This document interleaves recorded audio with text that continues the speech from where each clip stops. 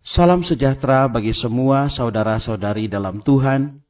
Di tengah masa pandemi yang berkepanjangan, yang kemungkinan mengauskan iman dan harapan kita, kami dari Yasperin ingin menguatkan anak-anak Allah dengan program Firman Tuhan di tengah pandemi.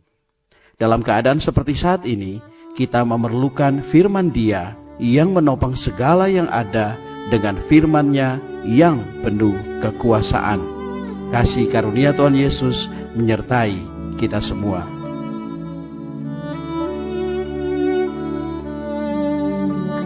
Saudara-saudari yang dikasihi oleh Tuhan Yesus Kristus, selamat bertemu kembali dalam program Arus Hayat Voice. Judul kali ini adalah Hidup oleh Iman. Pembacaan Alkitab diambil dari Kitab Ibrani pasal 10 ayat 38. Tetapi orangku yang benar akan hidup oleh iman, dan apabila ia mengundurkan diri, maka aku tidak berkenan kepadanya. Dalam berita ini, kita akan membahas sedikit tentang bagaimana Allah menyelamatkan kita dari kehidupan perasaan dan memimpin kita memasuki dunia hidup oleh iman, sehingga kita mengenal apakah pengalaman rohani yang sejati itu. Banyak orang Kristen yang merasa bahwa kehidupannya mendadak tinggi lalu mendadak rendah. Ada kalanya sangat gembira, semakin berdoa semakin mantap. Tetapi tidak lama kemudian keadaan ini berubah.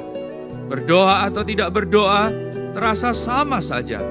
Seolah berdoa dengan tidak berdoa tidak ada bedanya. Berdasarkan faktanya, tidak seluruhnya benar mengatakan bahwa orang Kristen harus mengalami kehidupan yang naik turun, bergelombang. Juga tidak seluruhnya benar mengatakan bahwa kehidupan orang Kristen selalu stabil, tenang. Saudara-saudari, tangan Allah lah yang membuat rasa gembira kita berkurang dan membuat rasa kering kita datang silih berganti. Lalu apa tujuan Allah dengan berbuat demikian? Yang pertama adalah agar segala apa adanya Anda, segala pengalaman rohani Anda adalah untuk Allah, bukan untuk diri Anda sendiri. Di sini Allah memberi Anda satu pelajaran, agar Anda menyadari bahwa apa yang Anda rasakan sebagai pengalaman di puncak gunung yang paling rohani itu bukan realitas Anda. Itu berasal dari tubuh daging Anda. Yang kedua adalah supaya dalam keadaan yang terasa kering demikian, kita dapat menggunakan tekad kita untuk tetap membaca Alkitab, berdoa, dan bersaksi. Sebenarnya, di saat kita menggunakan kekuatan tekad kita untuk maju, saat itu baru ada kemajuan rohani yang sejati. Yang ketiga adalah agar kita dapat menang atas situasi sekeliling. Kalau Anda menggunakan kekuatan tekad Anda dan berkata, "Aku mau membaca Alkitab, aku mau berdoa, aku mau bersaksi," Anda akan dapat menang terhadap perasaan kering Anda. Yang keempat, Allah mau supaya kita belajar hidup oleh iman. Hidup oleh iman inilah yang menjadi prinsip kehidupan orang Kristen. Kalau tekad Anda terhadap Allah masih ada, asalkan Anda hidup oleh iman, sudahlah baik. Jangan hiraukan perasaan Anda. Anda merasa tidak senang membaca Alkitab, tidak berselera untuk berdoa, semua itu tidak mengapa.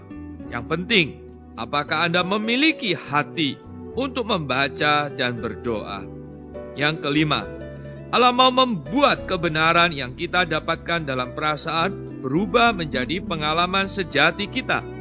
Allah sengaja menaruh Anda ke dalam suatu situasi, membiarkan orang dalam keluarga Anda mengganggu Anda, membiarkan teman sekantor Anda merepotkan Anda, membiarkan banyak perkara menyulitkan Anda, agar kebenaran yang pernah kita dengar itu menjadi nyata dalam situasi kita. Setelah Anda memiliki pengalaman itu, barulah Anda tahu bagaimana sebenarnya kebenaran itu.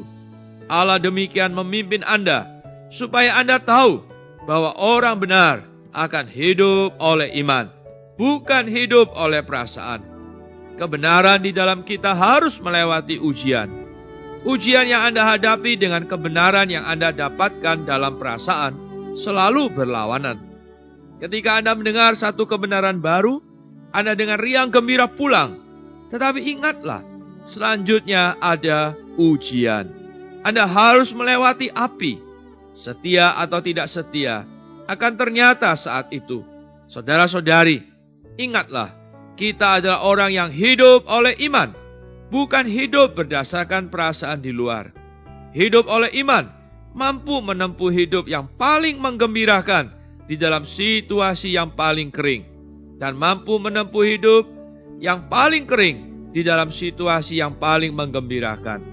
Meskipun berada di lembah, masuk ke dalam gua, tetap menengadah kepada Allah, menunggu Allah, hingga keluar dari gua dan mencapai puncak gunung yang kedua. Inilah hidup oleh iman. Tetapi orangku yang benar akan hidup oleh iman, dan apabila ia mengundurkan diri, maka aku tidak berkenan kepadanya. Inilah firman Allah. Karena itu saudara-saudari, kalau Anda hidup oleh iman, Anda harus mempunyai satu sikap, sepenuh hati, menuntut perkenan Allah, sama sekali tidak akan mengundurkan diri. Dalam membaca Alkitab, walaupun ada kalanya terasa tidak ada selera, Anda tetap tidak mundur. Dalam hal berdoa, walaupun kadang-kadang tidak ada hasilnya, Anda tetap tidak mundur. Dalam hal bersaksi, walaupun ada kalanya terasa tidak ada kekuatan, Anda tetap tidak mundur. Kadangkala terasa berada dalam gua, gelap gulita, tidak ada terang, tetapi tetap tidak mau mundur. Tak peduli bagaimana perasaan luaran Anda tetap tidak mau mundur. Kalau demikian, tidak saja Anda dapat hidup, juga dapat memperoleh perkenan Tuhan. Saudara-saudari, ingatlah, orang benar akan hidup oleh iman, bukan hidup oleh perasaan. Mari kita berdoa. Ya Tuhan Yesus, Engkaulah pemula dan penyempurna imanku. Aku perlu mengalami iman yang terus diperhidupkan dalamku. Perasaanku sama sekali tidak berguna. Latihlah aku keluar dari berbagai perasaanku yang sering berubah-ubah, yang tidak dapat diandalkan. Tuhan Yesus, biar bagaimanapun perasaanku, aku mau demi iman lebih mengejar perkara-perkara rohani dan memiliki realitas kebenaran firman-Mu dalam hidupku. Pimpinlah aku ya Tuhan, berjalan demi iman ini. Di dalam nama-Mu Tuhan Yesus, aku berdoa. Amin. Demikianlah firman Tuhan. Sampai bertemu di kesempatan berikutnya. Kasih karunia-Nya menyertai kita sekalian.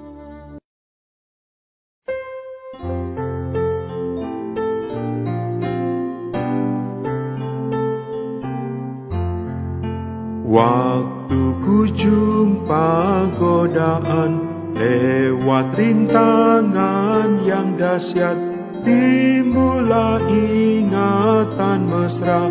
Tuhan ingat aku, Tuhan ingat aku, Tuhan ingat aku.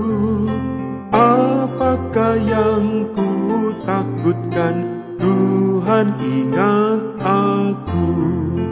Dunia penuh kekhawatiran, hingga pikiranku gelap. Tapi untung segera ku sadar, Dia ingat padaku. Tuhan ingat aku, Tuhan ingat aku. Apakah yang ku takutkan?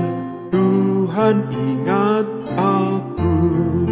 Meski awan gelap datang, dalam duka maupun senang, hatiku puas karena ku tahu Dia ingat padaku. Tuhan ingat aku, Tuhan ingat aku.